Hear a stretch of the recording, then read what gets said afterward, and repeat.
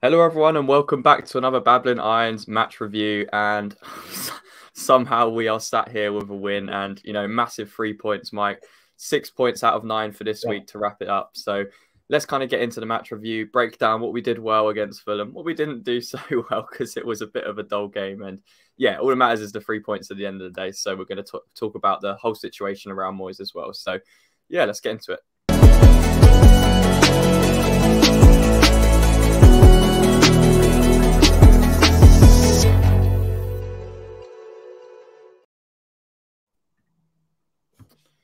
So, Mike, there we go. Another win. 6 points out of 9. We said we needed a minimum. It sounds like it's something that happens so often. Yeah. I mean, we said we needed it at the start of this week. We went into this Fulham game shattered with confidence because of what happened in midweek. But we managed to get a 1-0 win, courtesy of that own goal in the first half. And yeah, man, it was very much you sit back and you dig in and you defend what we've got now. Type of performance that we've come accustomed to over the last year or so. And I think it went to extreme lengths yesterday, just at how defensive we were willing to go and, what was on the line for Moyes and what he wanted to do with the team. And fair play to the actual players because they put in an absolute shift yesterday. It would have been easy for them to kind of go the other way and kind of low around into the game. But you could tell that they were really, really up for that game yesterday. And yeah, what did you kind of make of the, when the lineups came out, we were playing a 4-4-2. What did you make of that initial setup from Moyes? Yeah. So, when we talk about lineups, I think it's probably fair just to throw it up. So I guess it was probably a bit of a shock as to some of the players that were included and some that weren't. Obviously, Paqueta picked up an injury, which is arguably why Souček ended up playing. Fornal's obviously coming in. We kind of talked about it as ideally we go with a 4-4-2. We're going to give up a lot of space. It's going to be difficult for us because they will probably play through us. I think a lot of what we said around that actually did come true at times. But it was promising to see we actually went for a 4-4-2. We went with two up front, obviously, for the first time in forever under Moyes, really, apart from when we were playing three at the back. Basically, Moyes was in trouble. He was worried about losing, so he went back to his previous team. The only new signing in there was Ings, which tells you how little trust he has of those players. Or as I like to look at it, I think personally he just doesn't necessarily know how to use those guys well enough that he can't put faith in them because he doesn't know how to. And because those guys have achieved something with him, that gives them a higher standing for Moyes. But it was positive. Even his words before the game is, we're going to go for the game. Now, as the game transpired, we didn't go for the game. It was appalling. There's no really words around it. It was a god-awful performance. I think from an attacking point of view, it was, yeah.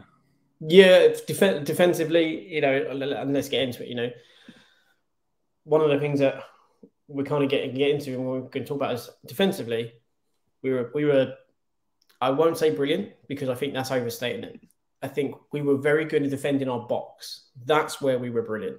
Yeah. Otherwise, defensively, I would say we are at times very easy to play through.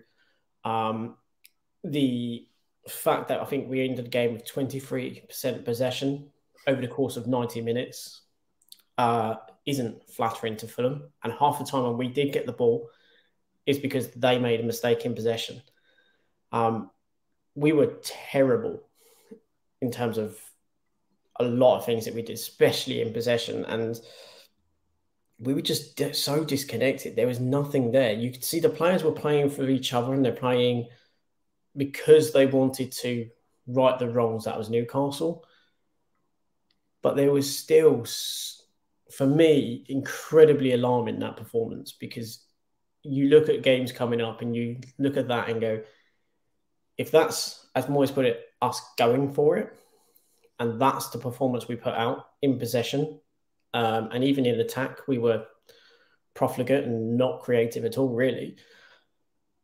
It's a concern that's what we're saying is us going for it, or that was the point before the game, was we were going to go for it, and that's what we put up. It's concerning for me. Yeah, I think because of, like you mentioned, the changes we made, it was very much the old guard coming in. I mean, even Fornals put it on his Instagram, you can rely on the old guard or something like that. Yeah, the Or old the old guard's guard. always ready, something like that. Yeah. Yeah. So it was very much, yeah, he kind of trusted what he's had in the past couple of years to deliver a result and defend resiliently. And I think that's what he wanted after conceding 5 goals. He had to make changes. And I think, people were kind of saying Aged's out for Ogbonna.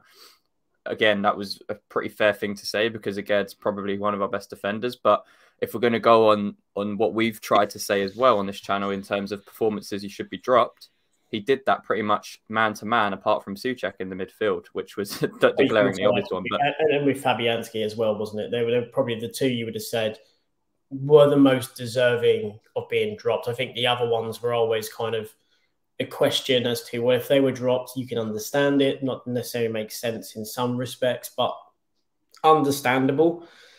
Obviously, I think Souček only played out of the result of Paqueta picking up an injury. I think Paqueta probably would have been the only new signing player, and I think had it not been for him picking up an injury. Yeah, exactly. And so we did set up, very early on. It was kind of that 4-4-2. Some people were saying it might be a back five with Fornals left wing back, but it turned out to be that 4-4-2 with Fornals out on the left, Bowen on the right, and Ings and Antonio up top as a partnership. But immediately we could kind of see that deep defensive line we were going to have. And we mentioned it in the preview as well, that Fulham will be patient in possession and they won't rush things. And I think that actually really played into our hands throughout the whole 90 minutes because you can see it here, just how deep we were. This is just 15 minutes into the game. It was very much not a 4-4-2. It was very much Ings dropping back a lot of the time further than Antonio. I think I saw something about the player positions after the game. Yeah, Abraham's position was actually deeper than Rice. I think he was technically, if you looked at the positions and you didn't know the numbers, I think you would assume number 18 was a defensive midfielder. That's how deep Ings was. It's insane that we have a penalty box striker as per the manager, and he's from an average position point of view deeper than our defensive midfielder. I think what Moyes probably said to the team was, we are going to defend, we're going to be resilient compared to Wednesday night, and we're going to pick off that moment to get a goal because a chance will arise. And I think that's what kind of happened. But throughout that first initial period, Mike, we were really poor in possession and we just didn't get that flow going. I think Fornals in particular was one of them that just kept giving the ball away, and you would normally associate him with good ball retention and finding those passes, but he just couldn't click. And it kind of set out through the whole team because our strike force of Antonio and Ings were just not working in terms of keeping the ball. I think they made maybe less than 10 passes together in the whole game, which is crazy.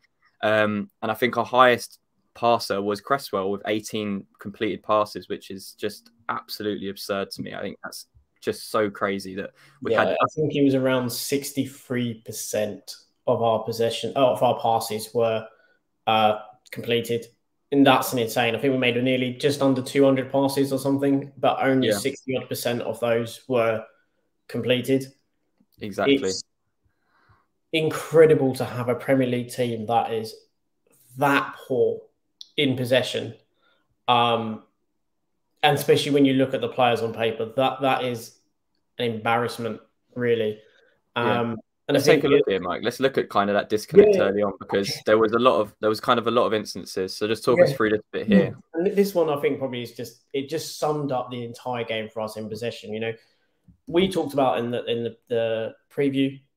In some ways, you kind of have to allow Fulham some possession because they will give up the ball. They will make mistakes because they'll either try something or just the players are not at a technical level where they're always going to be able to retain the ball. And, Reed has a bit of a heavy touch, which Fornals, takes receipt of the ball, lays it into Rice. At this point, we're in a good position. Fornals puts himself as a lit up pass to Rice. Vicinius isn't in a good enough position he's not in a position where he can really force. Cedric's got to come into Fornals, which then opens up the space for Danny Ings. And this was probably one time really where Danny Ings got some really good space. Now, what then was frustrating was once the ball comes into Ings was the fact that he had multiple options. I think Willian was a bit closer to Soufal, so he couldn't actually hit in the top right. So the boots you can see in the very top right-hand side, they are Soufal's. but obviously Willian was there, so it's not really an option. Bowen's just inside, a little clipped ball into Bowen could have been passed. Antonio is between the centre-back and the full-back. Again, that could have been a ball hit diagonally. And even Souček's making a really good run off of the back of Paulina. And you look at this and you go, this is a really great opportunity. There's actually multiple passes, multiple options here, and they're all really positive if we can hit them. The adventurous one would be to try and hit an Antonio. The sensible one would probably be to try and play into Souček's path, because again, he will be behind Paulina. The left back, also the left-sided centre back, which had been Ream, would have had to have come across, which would open up the space for Antonio. That would have been the most sensible of all passes. But instead, he's anticipating that Fornals is going to have the pace to burst on, and Fornals just kind of recognises he doesn't have the pace to keep up with Cedric, or he's going to beat Cedric. So he kind of just delays his run. And again, Ings doesn't really look. He just puts it into a space he expects him. Again, there's still a gap he could have played through for Souček. There's still a space to play it into Antonio, but the option was Fornals, and this was consistently happening throughout the game. We were just making those really odd decisions, or we were rushing with the ball. There was no real composure at all in anyone. Yeah. And, we mentioned about we were strong defensively. I would say we were resilient defensively. I don't think we were strong defensively, because I think there were the holes and gaps and things that that concerned me watching that game. And I've seen many people saying that, Souček was much better. Well, yeah, because he didn't have to pass the ball. Souček was good because he didn't have to be in possession of the ball. Now, we've said it before, he's a blunt instrument, and if you use him correctly, he is a useful tool. And he was very useful yesterday, because all he really had to do was get in the area, clear crosses, clear any kind of cutbacks, watch runners, kind of try and cut off space and cut out passing lanes. Yeah. That's where Souček did well. But the moment he got possession, again, just went completely, as a mess. And I think just everyone in general yesterday, in terms of our possession play, it was really poor. And we kind of looked at potentially what Moyes' game plan was in terms of in those areas where you mentioned, but even in that clip there where Ings has the ball, look how far away he is from Antonio. Like, you don't really want that kind of summed up the disconnect for me, that there just wasn't that connection between them two. And then in midfield, you had Souček and Rice that were very much a 3-on-2, because Fulham had 3 in midfield. So there wasn't really much they could do other than what we were doing, which was sitting in, being resilient, trying to break up things here and there. And like you mentioned, didn't have to do much in the way of passing. I think Rice himself only made 5 more passes than Souček. But again, that was just telling of the whole team. It wasn't picking out Souček for a lack of passes like we have done in previous games. That was just because of how we set up. So I think from that point of view, that was where it's really disappointing for me, that we just couldn't keep hold of the ball when we finally turned it over. It was very much, we were just like you mentioned there, Danny Ings playing the wrong pass. It was that throughout the whole game. It was that throughout the whole team. And the one thing we did do well, other than what you mentioned in terms of defensively, we weren't actually that great. It was very much just sit low, block, and defend your penalty box. Very low block as well. Very low block, Mike. Very low block. And one thing we actually benefited from was having Ogbonna and Zuma at centre-back, because I thought they absolutely put their body on the line for everything. And their blocks, interceptions, clearances, that was their game plan. That was what Moyes told them to do. There was no messing around. Every time they kind of got the ball in that area, they were just clearing it, whether it be out for a throw-in or just hoofing it up the pitch. There was no trying to play out. And I think Moyes instructed them to do that because he didn't want any stupid mistakes like the last game, which I think is fair enough. But you can't then just keep inviting sustained pressure, because I think we got away with it because Fulham were just very toothless in their attack. But in terms of the blocking, in terms of, let's just pick out Zuma for that first instance when it was 0-0. And that kind of set the tone for how we wanted to play for the rest of the game. Yeah, and it was kind of an instant where the one time really Souček kind of switched off. In fact, I think it happened not long after again when Paulina had a very similar chance. But this is why I say defensively, it wasn't great. I know some have said it was a brilliant defensive performance, but I don't believe you should be able to say a brilliant performance happens when this happens consistently, where a centre-back is able to pick up the ball in his own half and then drive through the heart of your team. he just comes forward. Fornals, in fairness to him, he has to drop to the left-hand side because there's going to be an overload on Cresswell if he doesn't. So, he has to do the sensible thing. But, if we go back 1 second as well, this is where Andreas is, and he's got Souček there. Now, watch Andreas where he is consistently in relation to Souček. Now, obviously, where we're in here, Souček is in a good position. Andreas is quite far away. He's currently off of Ings. Now, Ings is trying to come across to try and help and support so we can remain and hold our midfield structure. Again, Adebayo is able to come forward probably about 30, 40 yards, and that's probably an understatement, under zero pressure. Absolutely zero pressure. And Vicinius does a really good job here because he moves Zuma out of the way. Our whole back line drops and Zuma does the right thing. He follows Vicinius rather than kind of trying to maybe hold his position and maybe pass him over. He does the right thing. But remember where Souček was in relation to Andreas? He was right in front of him, had time to look. He doesn't scan the pitch once in this situation, Souček. And Andreas goes on his shoulder the entire time. When he gets to this position, we're in trouble because all of a sudden there's a gap in on defence because Zuma's had to do the right thing in following Vicinius. Soufal comes across, which is great, but he's not able to come across quick enough or come right across because, again, he's got Willian on his shoulder. And what was great was that, as you said, we had players throwing their bodies on the line. If it wasn't Zuma, it was obviously Ogbonna. We saw Soufal was another warrior out there. Cresswell defended fairly well, apart from one moment with him and Zuma where they conspired to absolutely kill all the hard work of everyone. And I don't care what anyone says. Our hearts as well at that moment. Yeah, I don't care what anyone says. Both Ogbonna and Cresswell have a ricket in them. There is always the opportunity that they will make a mistake. And that situation that happened there, which we're not going to highlight in here because there's just too many things we can highlight. Yeah.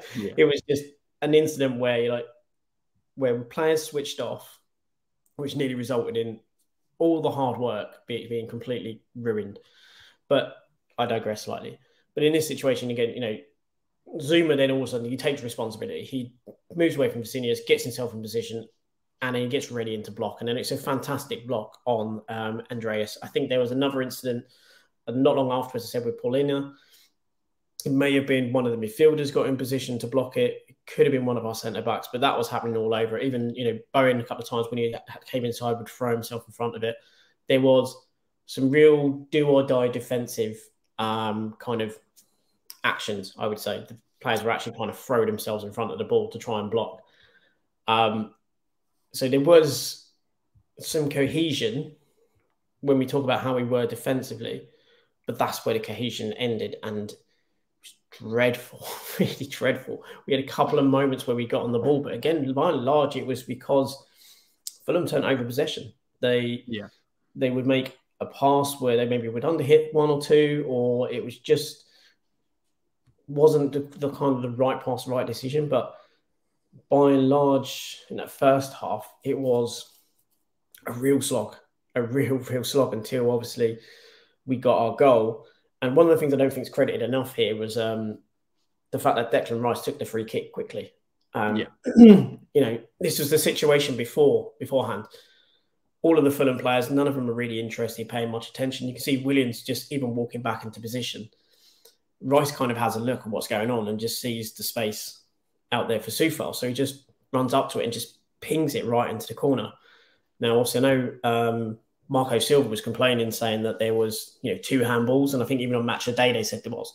But it's also a bit accidental. The ball kind of bounces up. It hits both players. It hits Soufal's arms. He literally doesn't try and use his arms to kind of move the ball away. It just happens to hit them.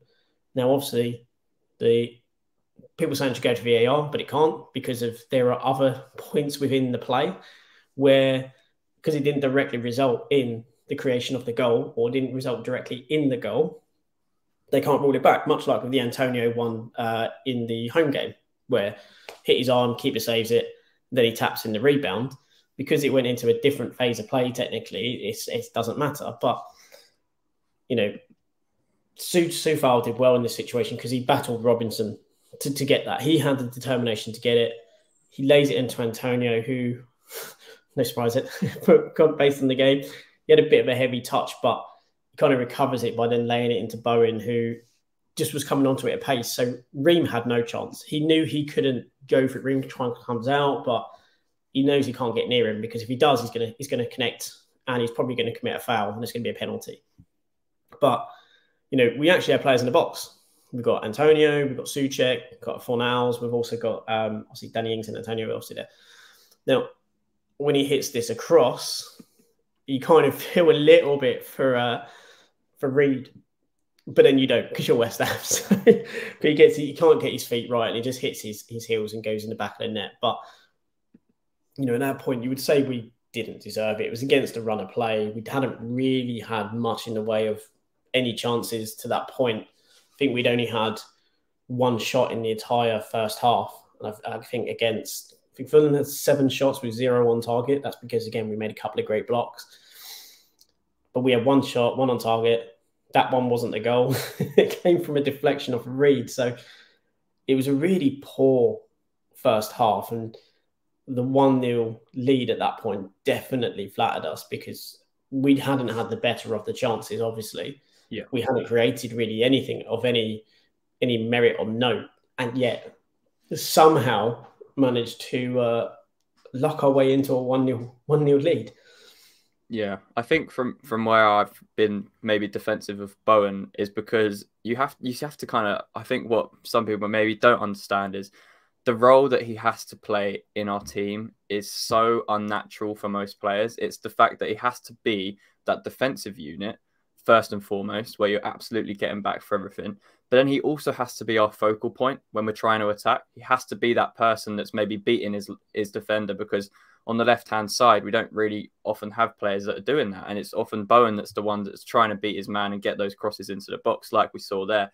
So that is where I think Bowen and Kufau, especially yesterday, were absolutely brilliant in terms of work rate, both up and down the pitch, because they were putting, like you mentioned, even Bowen putting himself in for challenges. I mean, everyone was like that. And I think the moment of a little bit of quality came from Bowen with a really nice composure where he kind of turned his man onto his right foot. And yeah, we did get a little bit lucky with the own goal, but I guess we'll take that with the situation we're in. And yeah, I think it was nice to go in at 1-0. I think, like you mentioned, the only other shot we had was Rice from like 25 yards after that goal. So we really didn't threaten at all. Like you mentioned, it was really good from Rice initially to kind of play that ball out wide, because it could have easily been, it could have been a laboured pass or just a floated ball into the box and just filled it. So quick thinking from him, and they weren't really set, and we were kind of alive to the situation. So yeah, I think overall in the first half, it was just getting through it. It was just, once we got that lead, I think Moyes was just happy to keep that lead and just try and defend for the rest of the game. And that kind of took us into the second half. And, we had an absolutely golden chance to make it 2-0 before we made the subs with half an hour left. And it came from Danny Ings. So it was a difficult chance, but is it one you'd probably expect him to score, considering that's the reason he was brought into this team in terms of, his proven goal scoring ability in these situations? Yeah, I think, we were pretty wasteful in attack and we were gifted opportunities by Fulham. Now, part of that was due to our own work, in that we pressed and we caused them to make a mistake or to make a sloppy pass. In kind of this point, it's something, a mistake from Fulham. The pass from Willian is neither here nor there. Does not go to Ream. It's not going to kind of Robinson, and it's kind of good work from Bowen as well to get himself in a position to press him, and obviously then goes on to collect the really poor under-hit pass. But what's also, again, to your point, Frankie, around that disconnection between Ings and Antonio. Yeah. Again, it's incredibly evident in this picture. Ings is so far on this right-hand side. Antonio is right on the left. Now, it's fine if you're going to split your centre forwards, but you need to have someone coming in the middle of them to kind of create at least that triangle, create that kind of connection and that bridge between. But, there wasn't that. But fortunately, obviously wasn't needed in this situation. But when we do win the ball, Bowen does really well. He carries the ball and he also slows it down at the right level when he's coming to the area, and he kind of holds Ream in a position where Ream can't really do much. His choice is either to go to Bowen and potentially get beaten on the outside, or it's to drop back, and he kind of has in that no man's land where he can't win either way, really. Ings is tracked, but Ings makes a fantastic run from deep, follows obviously Bowen, and then when he gets into this opportunity, you do kind of look at it and think, well, maybe if he tries to play it across the face of the area, kind of a slow-ish pass or a decent one with a bit of, a little bit of pace on it towards that far post, Antonio is potentially there for a tap-in. You would have thought really he's going to try and absolutely smash it over the goalkeeper's left shoulder and into the top corner in this situation. But instead, he kind of tries to go for a dink. He doesn't get nearly enough height on it. In fairness to Leno, he makes himself big. He stands up as much as he can. So he makes it more difficult. But you do look at that as an absolute golden opportunity that was squandered. Again, it was a gift from Fulham, but it's a gift that we essentially we didn't have the receipt for and we couldn't really give it back. Yeah, I think it was a tough chance when we get into that last bit of the Ings. The angle is really tight. I think Leno does well, and it's if you slow it down on the replay, it actually makes a really good save. It kind of comes off. Yeah. So I think it was, although it was a really, really good chance, I think it's also an equally a really good save. And I think, like you mentioned, Bowen did really, really well in that situation. I think we've been pretty critical of him in terms of his end product and, being a bit selfish. What he wasn't there was selfish. He drew his defender really well and played that, perfectly weighted pass through to Ings. So, yeah, I think overall at that point, I think, are we going to regret that?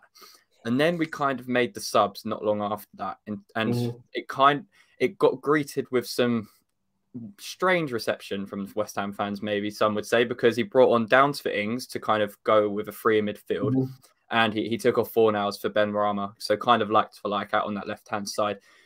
That was kind of met with greets or chants of you don't know what you're doing from the West Ham fans. Do you think that was more at the Fornals substitution or the Ings substitution? I think it was more at the Fornals one. It could have been towards Ings because Ings was starting to get into the game a bit more at that stage, or at least he was looking a bit more alive. Things were bumping off of Antonio, so there's maybe a perception that maybe Antonio was the one to come off over Ings, maybe. Maybe it was the fact that people felt that maybe Souček should have been off as opposed to Fornals. I think it was the Fornals. I think it was the Fornals one. Although Fornals wasn't playing well in terms of possession, I thought he was just really poor.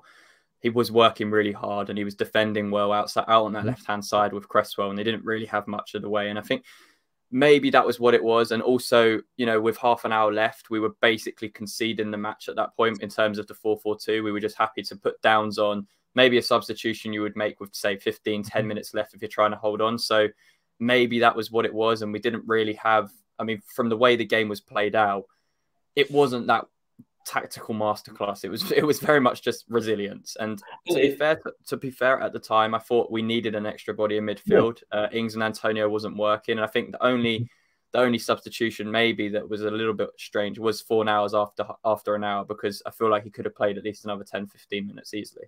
Yeah, I think the decision to bring on Downs was spot on. He played him as the advanced player. I think that was more people were saying he's playing as an attacking midfield. It wasn't. It was really kind of to put him on Polinia and to kind of stop that kind of play.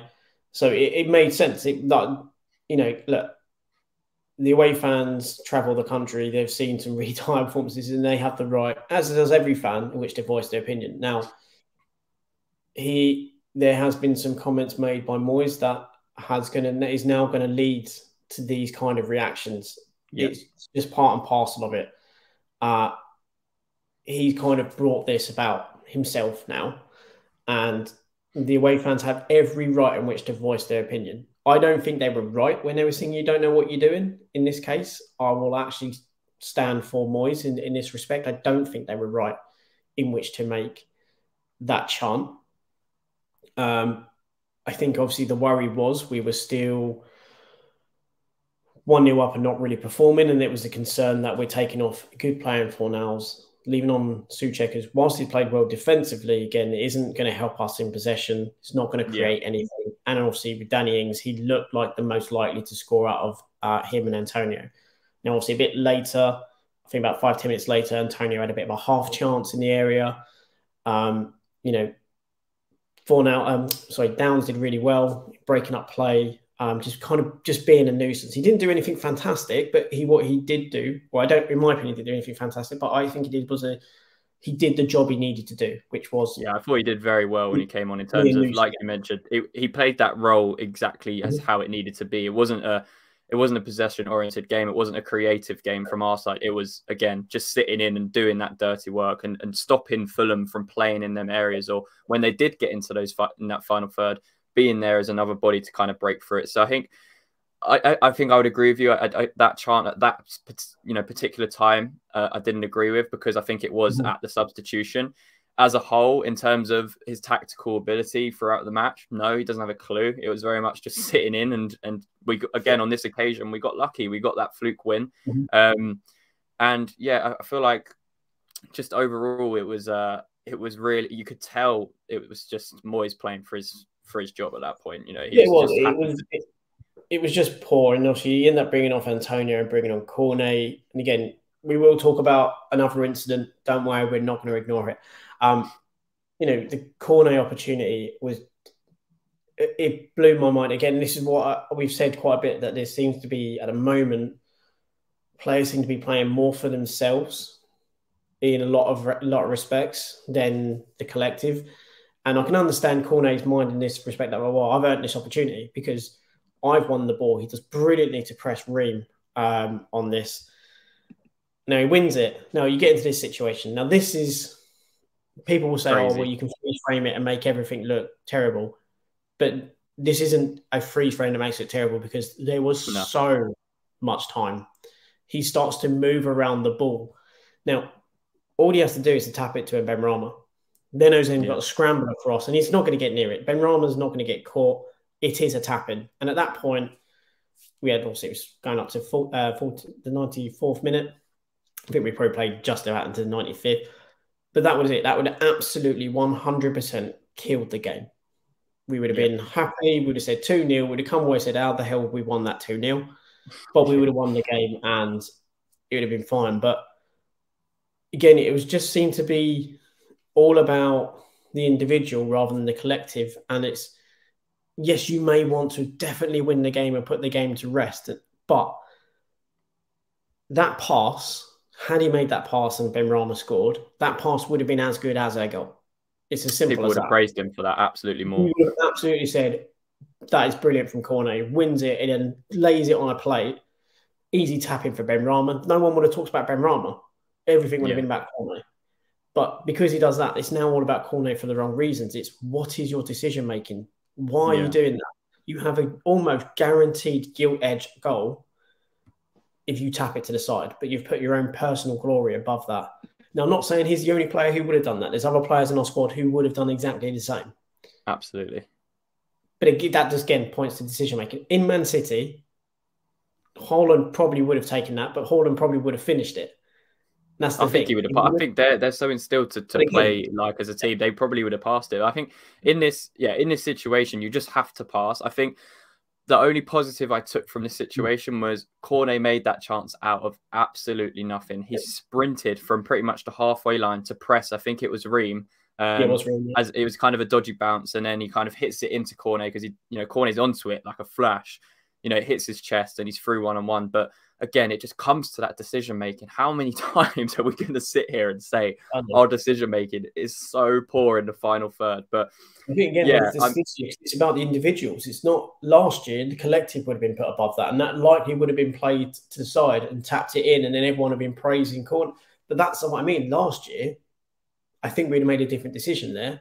I think we would have tapped it across because it was all about the team. I think that maybe shows that there is that togetherness as a team, that wanting to just win as a group isn't necessarily as much there. And obviously Cornet wants to make an impression as well, but it was just god-awful decision-making. In another game, if that was 1-1 at that point and he does that, everyone is absolutely raging, and legitimately so, because it's just you've just blown us a chance. That That's could the be a only goal. thing I kind of have in my head is it because he come on really late, literally 3 minutes before that as a sub, and he wanted, like you mentioned, wants to get that first Premier League goal, and wants to make that impression on the manager. But I feel like just passing in that situation, it's not about the individual there. Like, we're in such a vital. If they had gone up the other end and scored, it's like, do you remember when like Antonio against Palace? Twice. Twice, yeah. I mean, even but I remember at Selhurst and they went up the other end and scored. Like, it's those sort of things that can happen. So you have to just put the team above yourself in that situation. Mm-hmm. But based on the last performance against Newcastle, we shipped 5 goals. We were so much more resilient in our own third, in our own defensive third, that it was not that, like we mentioned, it wasn't the middle third, it wasn't the attacking third that was good yesterday from us. It was really poor.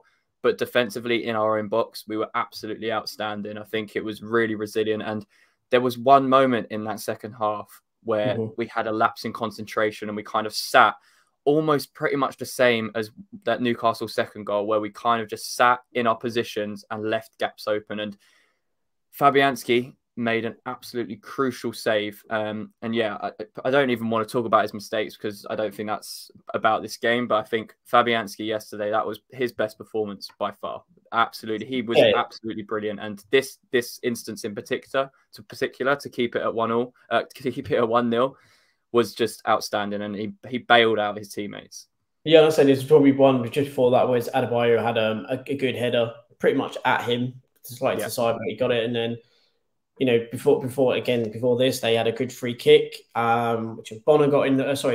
Zuma got in away and cleared. Zuma, yeah. But yeah, this instance where, again, this is why I say our defending was not great, and this will be something that would worry me as a manager, because if you invite this much pressure, a team like Arsenal would be scoring this. But it's, again, how easy it was to play through us. Adebayo makes one pass and he beats 2 lines of defence for us. And it's just a simple pass. It goes all the way through to Vicinius, who drops deep. Now, obviously, Zuma is essentially the player that's almost got the line going for him. He's in an awkward position because he could have followed Vicinius, but then there's a huge gap. So he's kind of had to come and then stop. Ogbonna is attracted to the ball. He starts to move out. Now, in fairness to Cresswell, again, he's got an overload because you can see there's one Fulham player to his right-hand side, and obviously got Andreas who's come running in and running off the shoulder of Ogbonna. So again, you probably would suggest that the communication isn't good because maybe Cresswell isn't talking to Ogbonna to tell him to actually get on the half turn and get turning to run to your goal. Rice, Souček, they're both in a position. Even Zuma is looking right at Andreas. So you would say, again, that the communication clearly wasn't good enough in that situation because no one is letting Ogbonna know there's someone on his shoulder and he needs to get in a position to try and, get back and cut that out. Fair play to Cresswell, as I say, he comes back in, but look at that defence. Soufal is on that left-hand side right by Willian. All our midfielders, in fact, our midfielders have passed Zuma at this stage. Both Rice and Souček have gone past him. And it's a fantastic run from Andreas coming off of the shoulder, coming through. Now, at this point, you think if he just hits this, he's probably going to tuck it in the bottom corner. But he has a bit of actually a heavy touch, which does help us out. But in all fairness, this is just, I think I didn't want to show any other image of it. I think that's the image. It's absolutely brilliant. He had to get that spot on. Yeah. Because if he makes any slight contact, he's probably not going to get a red card because of the way the rules are now. Yeah. He's probably going to get a yellow. But again, it's a penalty, 83rd minute. At that point, we're probably going, and Fulham will probably get a second wind. Yeah. And we probably are going to lose it. We are probably going to lose our heads a little. Mm. But the save in itself was absolutely phenomenal. Like, after the dreadful goalkeeping of last week, sorry, not last week, even this week, was it Thursday when we played? Can't even remember. Yeah, Wednesday. To then come out so quickly, which is something, again, we've always criticised Fabianski for. He's tends to be quite slow with his feet and slow coming out, but he comes out, gets down really well, stretches out his arm, gets a really firm fist to it. and then obviously the ball gets cleared away, and I kind of wanted us to end on from a player perspective that bit of positivity. Yeah, I think a lot has to be praised to Fabianski to come back from what was a torrid and terrible performance in the last game. Yeah, to do that, and in that moment to have zero hesitation. Fair play to him. That is, from a mentality point of view, you have to praise him. I just wanted to say, like, in terms of his, actual professionalism as a goalkeeper and a player throughout his whole playing career, that kind of summed up him, because it would have been so easy from Wednesday night to go into that match really kind of lacking confidence and not being brave in possession when in those kind of moments, and maybe be a bit more static and try and defend your goal. But he wasn't. He was really brave, and I think in that particular instance he bailed out the defense. But let's end on that positive, because we got the win. The positive I do want to have is about I think the away support was phenomenal. Bearing in mind how bad it was. Yes, there was the one moment we've mentioned where they did, voice their disapproval of Moyes, and look. What I will say is that in that particular moment, I didn't agree with that chant, but overall, they absolutely have every right to do what they're doing, to have Moyes out banners and whatever you want to do, because aside from that, like you mentioned, that entire game they were behind that team, and they made absolutely so much noise, especially from, I'd say, the 50th to 60th minute onwards, when they started to sense that we needed that, the players needed that support. And, regardless of the situation with Moyes outside of the club, it was all about getting those 3 points. And I think they made an absolute difference, because they were just non-stop yesterday. And they absolutely deserve the credit for that. Yeah, and the fans can be Moyes in, they can be Moyes out, and you can voice at any point wherever you want that kind of viewpoint. No one has the right to tell you cannot say you're Moyes out and screaming for Moyes out. Yeah. Because if you're as Moyes in as that, you go to the games and you scream out that you're David Moyes' army. You can't have it both ways. You can't sit there quietly and judge people for having the strength of mind and the conviction of their own belief to say that they want Moyes out. Because if you want Moyes in, have the conviction to be as loud and as proud in the ground as they are. It's as simple as that. Everyone has the right to voice an opinion, whether you're in, whether you're out. Now, for a majority of that game, it was god awful, and those fans stuck with them. They broke once against the manager. Again, we don't agree with what their actions on that. But that last 15 to 20 minutes was nothing but all you could hear was, "We are West Ham's Claret and Blue Army." And they just went for it for the whole final 20 minutes of that game. All you could hear was those West Ham fans. That support was incredible, phenomenal. There's no two ways about it. Yes, I know there's some fallout on Twitter where people moaning that Moyes didn't come over and clap. Yeah, yes, I don't agree with that. I feel like there's we don't need that. We don't need him to come over. Don't worry about that. It's a storm in a teacup. Moyes didn't come over. Who cares? We've already said it. Whoever's in the dugout now does not matter. All that matters is that we get 3 points and we win games. We get those 3 wins, maybe 2 wins now is all we need to stay up. I don't care if Moyes doesn't come over and clap. I just don't care. I think he's already made his opinion very clear on the fans. He likes us when we're cheering for him. He's ambivalent when we're not. So who cares if he comes and claps? Fact of the matter is, those fans cheered for those players all the way through. And anyone trying to state that they didn't, you're embarrassing, really, because you're trying to rewrite something that didn't happen. Yes, they mugged off the manager wrongly, in our opinion, but they were behind those lads on the pitch the entire 90 minutes, and even afterwards clapping them. And they did clap Moyes at the end of the game. Whether it's reciprocated or not is another matter, but they clapped everyone. So, yes, you can have a slight dig, but you also have to stand up and say they were fantastic. And, they deserve to be complimented as well, because I think they gave those players that extra impetus for that last 10, 15 minutes when you could see they were looking tired mentally, which is why the incident comes through with Fabianski having to make that fantastic save. It's just tired minds and tired legs. So, really crap game. But only thing that matters is 3 points. Performances at this point now are almost an irrelevancy. It'd be nice to see a performance, but it's all about 3 points. Absolutely, and now we are a little bit of a gap between us and the bottom three. We're now 3 points away from 18th place. We're up to 30 points. If you include the goal difference, really. Yeah, and also we've got we're up to 13th at the moment, but we will be 14th after the Leeds Palace game, regardless of the result. Only by maybe a point or two, but we've created that little bit of distance. I think Leicester losing yesterday as well was pretty big. You know, now they're 5 points off of us. Southampton, again, another team. We've now created maybe 6 or 7 points between us and them.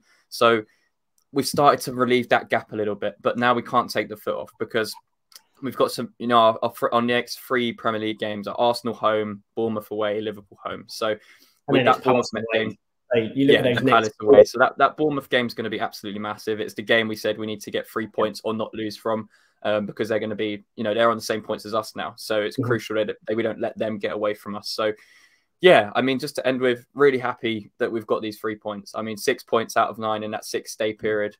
We would have taken that absolutely 100%. And I feel like we picked up the points where we most likely thought we would. So regardless of the performances, we've got the points. That's all that matters, you know, for this season. It's just getting the points. We don't need to see progression in our performances at all, you know, from a tactical point of view, because hopefully there'll be changes in the summer anyway. So let's just, you know, keep resilient, keep grinding out results from now until the end, and hopefully we will be in the Premier League next season. So just to end on, Mike, before we wrap up, man of the match from your side for yesterday's performance. Yeah, for me, it was Kurt Zouma. I think he was absolutely magnificent. Any cross that came in, he dealt with. Anything he had to clear, he cleared. For me, it was between him and Soufal. I think both of them were absolutely brilliant, but I'm going to go for Kurt. I think he was colossal in that back four for us, I think. Yeah, I feel like any of the back five could have got it. I think they were all absolutely brilliant. Like you mentioned there, I'm going to go for Kufal. I think he was brilliant. You know, he came back into that team yesterday and he was just absolutely brilliant. Him and Bowen on that side worked really well. And just defensively, just all over the place. Just he showed that he properly cared. And you can see at the full-time whistle, you know, screaming at Antonio, like, come on, like, we missed that. We need that. You know, we needed that, you know, little bit of passion in there and someone that knows the club a little bit more and knows what it means to get those 3 points. So, yeah, I think he was absolutely brilliant and he would probably be my man of the match. But, yeah, like you mentioned, all of those defenders deserve credit because they were brilliant in our kind of defensive structure. So, we got the win.